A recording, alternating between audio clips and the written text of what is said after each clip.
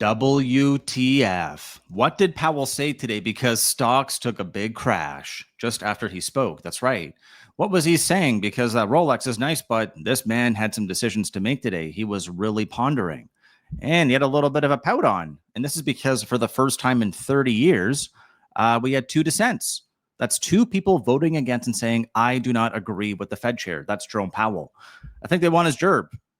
This is because, and now if the Bears are going to take control, this is the juice they were looking for. The banner rally now faces the two worst months of the year. What does that mean?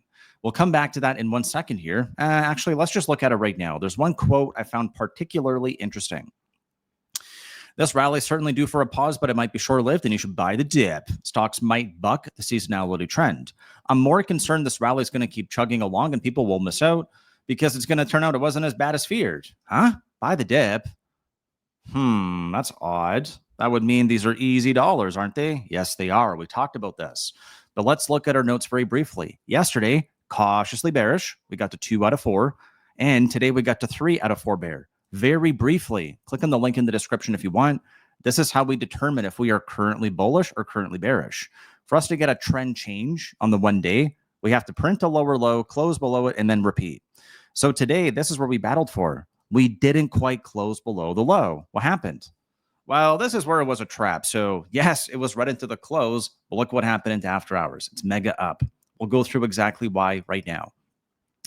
What was true to form is that we had a bit of a rally here, and then Powell said something, and boop, we went down. But then W for the bulls, we went higher. Let's find out exactly what happened here. We can probably close it out now. This was the attempt to happen. So there was two things that really happened today into the close, and we talked about the potential for this. So now we have a failed daily breakdown. This basically means that looking at the L, looking right here, we closed back above yesterday's low. That was 634.34. Yeah. 634.46. It's a couple cents higher. They really pumped it into the last 10 minutes. So Tree Fitty was a pump again today. They got it up. And that basically means that we're cautiously bearish. There's not confirmation. And we've not actually printed a weekly lower low. That's down here at 627. And we talked about that yesterday. It all changed into the after hours though. And this is because we got through Meta and Microsoft and Hood. And what are they doing? They're all going up. So tomorrow we got more data. Did I mix that up? Oh no, that was supposed to be after the close here. So we got the Fed decision, right? We got the Bank of Canada. Who cares about the Bank of Canada? No one does. ADP non-farm payroll, GDP. It was strong. First Trump GDP print, and it was a strong number. It was 2.9. We can look and see it right here. So if now we go to investing.com to see the official GDP print, this has now been revised. And this one here is showing us that we had GDP of 3%. So this is now part of the Trump presidency. It's part of his full term. That's a nice number. And today he seemed a little bit upset. So what's really important here is that the U.S. is likely going to be the biggest loser from any trade wins. Huh? What does that mean? In due course, new duties will slow down innovation and depress U.S. living standards. Oh, no. What this really means for us as investors is that we were aware of the levels. We were aware of the potential risk, but we want to make sure we have a plan. That basically means that if you've not yet bought insurance and you own stocks, that's like owning a house and saying, I'm not sure that this year I need fire insurance. Most years I do. Or if you own a car, I don't need insurance. I'm just going to go drive and nothing's going to happen. Ironically, today I saw a hit and run just outside my window. Hit 3 times. And sometimes that is what stocks do. They go up, they go down. And this is where we want to make a plan. Expect the best. Be prepared for the worst and ready for a surprise. We don't want to be unsurprised, just less surprised, which means that we've thought about a range of outcomes. Avoiding regret is really what it comes down to. So think about this for a second. Pause if you need to. We went through that yesterday as well. We got through the levels. So now Trump had a little bit of a fit today. I'll just call it that. India will therefore pay 25% plus any penalties, blah, blah, blah. There's a lot more to it. I'll just leave it there.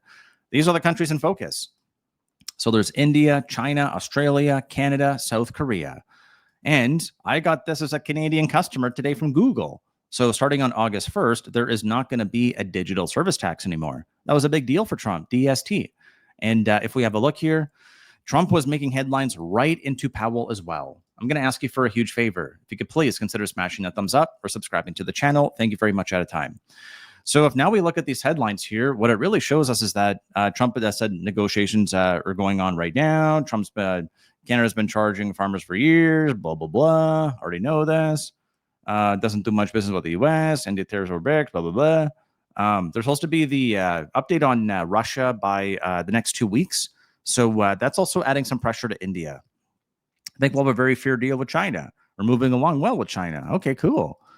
And this is where an issue came in today. So we actually had Trump signing an executive order just before Powell, imposing a 50% tariff on Brazil. Here's the curious part. It went up. Look at the volume. There's a bullish engulfing candle today. It went down on the reaction, rallied all the way back up, and closed above the open. Closed above yesterday's high. Something funky is happening here. Yes, it is. Look at that volume. The move was actually fairly strong. The daily chart shows a huge push here. Remember, no one sees Brazil rallying. I lost my lines, but let's do it really fast here. Horizontal line, magnet. Let's snap it on the key relative low. We're basically where we were at the trough or at the bottom in 2008. 2688, 2664. We can adjust for dividend, but man, that's a pretty nasty chart, isn't it? There's been no progress. This is like India. They got a big population. They got a young population, but the chart just doesn't want to go up. So watching really closely on this one. Maybe we'll find out more news in the next week. I think there will be. I think Trump flexing this much ahead of time is him anchoring the expectation. We talked about that before. And that's because he might have some bad deals here. So a lot of things are going down, right? Copper futures, we see silver going down. There's so much stuff happening right now. But GDP is strong, and we had earnings from these big mega caps. So notably, Microsoft and Meta, there were strong expectations going in. We were expecting a beat. And that's what they delivered. For the first time, Microsoft is breaking out their Azure numbers, and Meta's done a good job to get an ROI on their AI spend, which means there might actually be some productivity gains. I want to show you something fairly interesting today. So why is this up 9%?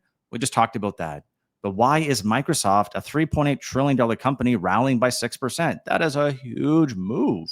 That's right. It's also dragging up Amazon here, which reports tomorrow because of the cloud and the Azure breakout. So this is what I think is happening. Microsoft seeks to extend access to OpenAI technology after they get to AGI. And I've been poking and playing with OpenAI. Man, it stinks when it comes to trying to be AGI. Sometimes it degrades and it has memory loss. And I want to show you something right now, which I think is really compelling. And the reason why those stocks went up. It's the mega big up idea. It's 1995 or maybe 1998. Here I typed in section 232 tariff update as an update to the copper update we saw today. This is specifically going to be for 25% steel on 25% on steel, 10% on aluminum. That's what you get if you go to Google. They pulled up the Council of Foreign Relations. Okay, then I went to here, and I want to show you something. This is me just going to ChatGPT and typing in section 232 updates for the USA. Hey, pretty informative. It sped it out pretty fast. It says as of today, July 30th, here's the update on autos, existing steel tariffs as of June 4, blah, blah, blah. But here's the summary right here. But here is where it gets really interesting.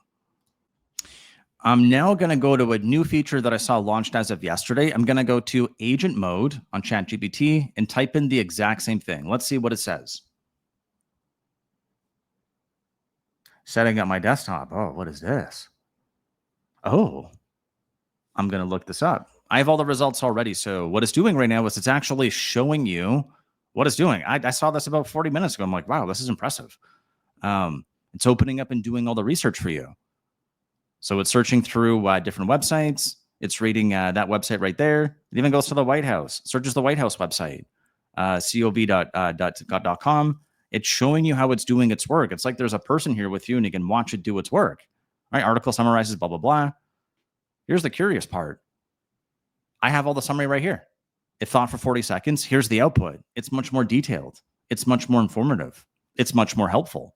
Is that why Microsoft wants to hang on to OpenAI? Hey, I think so. Here's the old answer. All right, it's not bad. Here's the new answer. After it thinks for 40 seconds. All right, still thinking, looking at the White House president now, fact sheet, cool. Here's what it's summarized with. Let's read it really fast. Video's a little bit longer, but let's go through. 2025 timeline update. So as we look to where we are right now, proclamation on copper. This is real time. Following a commerce investigation, or the 232, the president has found that he's going to impose a 50% tariff on semi-finished copper products. Okay. And then 2025 ongoing, tariff stacking rules. Oh, I forgot about that. This might all kick in on August 1st. So this is why the market might want to go down. There's all these other things too. Polysilicon and derivatives, commercial aircraft and jet engines, processed critical minerals and derivative products, medium and heavy trucks, unmanned aerial systems or UASs, and there's all these other things. What does this mean? Well, there's a lot more meaty information in here. I much prefer this answer. So I think the market's like really torn right now between, do we want to go up or do we want to go down? So there's a lot of positioning, there's a lot of emotions. And I think what it really comes down to is what happens over the next week, like that article said at the beginning. This is the daily chart. If we look to our weekly here, I previously discussed the potential for us to go down to number 1 or even to number 2. If either one of those happen, I am prepared. But right now, it seems like the mega big up crew wants to continue. So with that said, come hang out tomorrow if you want to see more. Thanks so much.